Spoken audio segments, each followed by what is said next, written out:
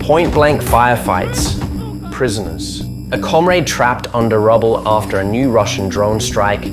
This is just one of the clearing operations of the legendary Azov brigade, resulting in 18 enemies liquidated and 20 taken prisoners. United24 Media, together with reconnaissance fighters, reviewed footage of their operation to analyze how it happened and to assess if anything could have been done better. One of Azov's areas of responsibility is the Toretsk direction, where Ukrainian forces face Russia's 1st Slavic Brigade and the 9th Army.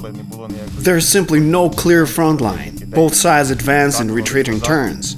One day in October 2024, Azov intelligence reported that Russians had entered a certain city block.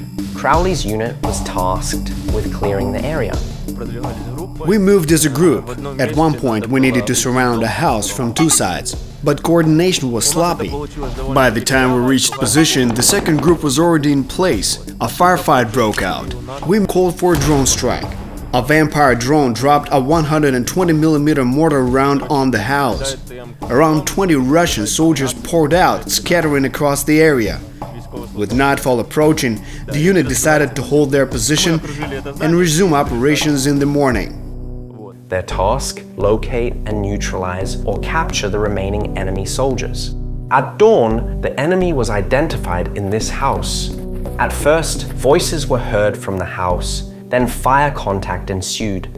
We spread and surrounded the building in a semicircle. We called on the Russians to surrender. But there was silence. Crowley controls the exit while Persh approaches a window, preparing to toss grenades inside to force the enemy out. When asked what type of grenades Azov uses, Crowley responded, "All kinds. Ours, enemies, American, even self-made ones. Plastic explosives, TNT, put 400 grams in a can, done." The fighters carried backpacks full of supplies, as clearing operations could last, and it did last days. They had dozens of grenades and magazines. As it turned out, these supplies were not excessive. Grenades thrown inside by Persh started a fire. Azov fighters kept watch in case the Russians attempted to escape, but they remained inside. When the fire died down, the unit checked the building. 5 enemy soldiers had been neutralized. The clearing continued. In one of the yards, Azov fighters notices a basement that was clearly inhabited by someone. The basement was furnished. It was clear that the enemy was there. Call sign Sportik went first because he is left-handed. It is more convenient for him to pick from the left shoulder to the right, which was exactly how it was in that basement. When the door opens to the left, then I go first, because then it's more convenient for me. When the Ukrainians realized that the enemy was really barricaded in the basement, they started shouting that they should surrender. Again, no one responded. Often when you offer them to surrender, they don't even refuse or something. They just stay silent. Maybe they pretend that no one is there. Well, what else can we do? We then start throwing grenades inside. I throw a grenade at the door. My comrade throws one into the ventilation pipe. After the grenades, one of the Russians decided to surrender.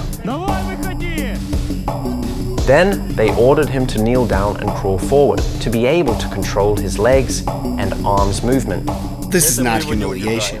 We just want to ensure our safety. Making him crawl for 3 meters won't harm him. He won't die.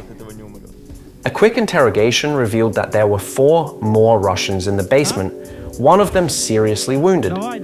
Crowley shouted that if they didn't come out, then they would soon be seriously dead, because he was preparing more grenades.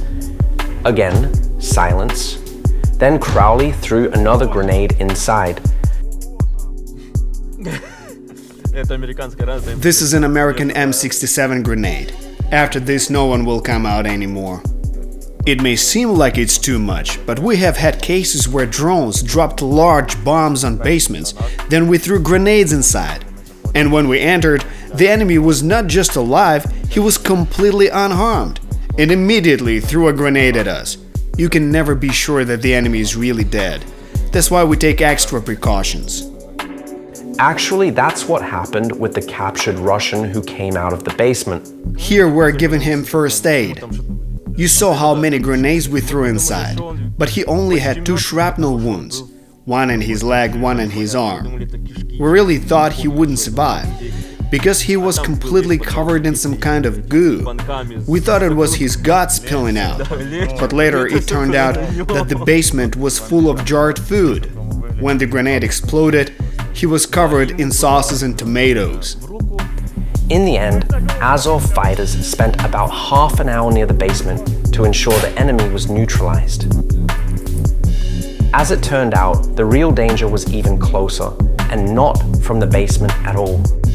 At last we were done here. 4 dead enemies, 1 prisoner. All this time, just a few dozen meters away, there was an outdoor toilet. We didn't pay much attention to it. I'll explain. When you know for sure that there is an enemy inside a building, your focus is entirely on that enemy, not on other objects. Although, of course, we controlled all sectors, and we had cover. When the fighters finished with the basement, they decided to check the toilet too. Crowley went around from the side and carefully opened the door from behind the corner. Then it turned into a full-blown action movie. My fighters sprayed the toilet with bullets. With eyes wide open, I ran a few meters away. "Crowley, contact, enemy inside." I replied, "Yeah, I already figured that out. Thanks." It turned out that 2 Russian soldiers had been hiding in the toilet all this time. One of them was immediately killed when Crowley opened the door. The second one instantly started screaming that he was surrendering. The one we killed was 23 years old, a reconnaissance soldier.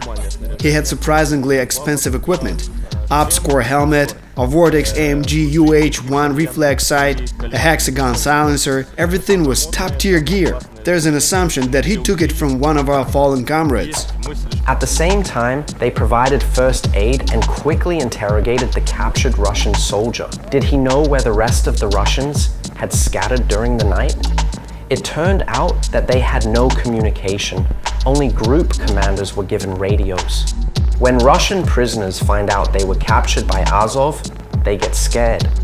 The Azov brigade has long been a boogeyman in Russian propaganda. We actually treat prisoners well. There was one time when Crowley fed them Snickers bars, because they hadn't eaten for 8 days. Crowley himself was a prisoner after Azovstal and Mariupol.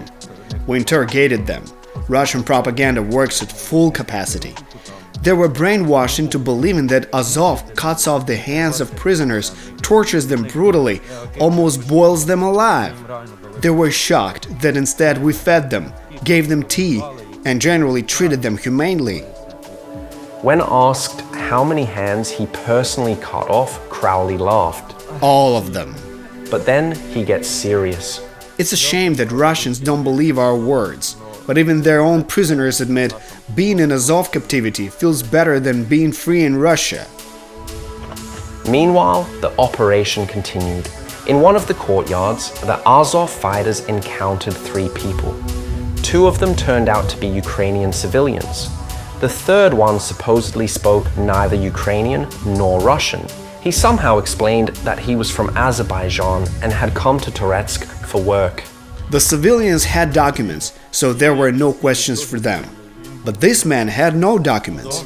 Instead, we noticed a watch on his wrist, the kind often worn by Russian soldiers. Moreover, his leg was bandaged. We asked, "What happened to your leg?" He replied, "Got 300'd," using Russian military slang. Well, that made everything clear. It turned out he was a scout. And what a miracle! As soon as we exposed him, he suddenly remembered how to speak Russian.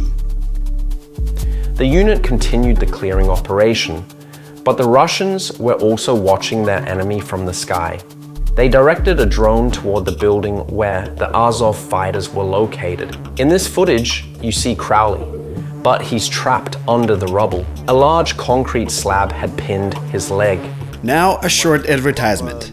This was the new Russian drone Molnia 1, made of regular foam, has large wings and a compact engine. It's almost silent, none of that typical drone buzzing. But it carries 3 kilograms of explosives. The building was 2 stories tall, and now I'm under these concrete slabs. As you can see, a comrade who was also injured in the explosion is desperately trying to lift a 1.5-ton slab. Then more guys arrived, trying to use whatever materials they could find to lift the slab. We wedged in a beam, easing some of the pressure on his leg, but it wasn't enough for him to pull it out. We realized that we had to lower the slab back onto his leg to get a better leverage point. He screamed, "No, no, no, don't drop it!" Now it sounds funny, but at that moment you realized your brother in arms is lying there. You don't want to hurt him, but you have to, so you can help him properly. He's currently in rehabilitation due to injuries from that explosion and the weight of the slab. Nikon and Persh are also currently receiving treatment. Nikon sustained a concussion from a mine blast, and Persh has a gunshot wound to the leg. They are all already planning their return to the front and continue training. We met up with the Azov fighters at a training ground where they had come to practice shooting. When asked who among the three was the best marksman, Nikon and Persh instantly pointed at Crowley. He tried to downplay it, but then, from about 25 meters away, he landed 5 out of 8 shots on target with his Sig Sauer. Humble Crowley is undoubtedly the best marksman, the proud owner of numerous bottles of whiskey, won thanks to his shooting skills. Meanwhile, Nikon boasts a unique award-issued Sig Sauer with a Louis Vuitton print. In summary, the outcome of the operation, part of which we showed you, was 18 enemy combatants eliminated and over 20 captured. Additionally, several civilians who remained in Toretsk were successfully evacuated.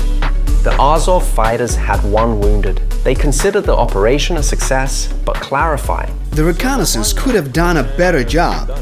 When we were going in, they told us there were at most 6 people inside, but it turned out to be dozens. When asked what they would like to say to the Russians, Crowley responded, "Surrender, or at least fight properly like men." And Nikon added, "You will fail. Your motivation is money. Ours is Ukraine, our homeland, and our children whom you came to kill. That's why we will simply destroy you."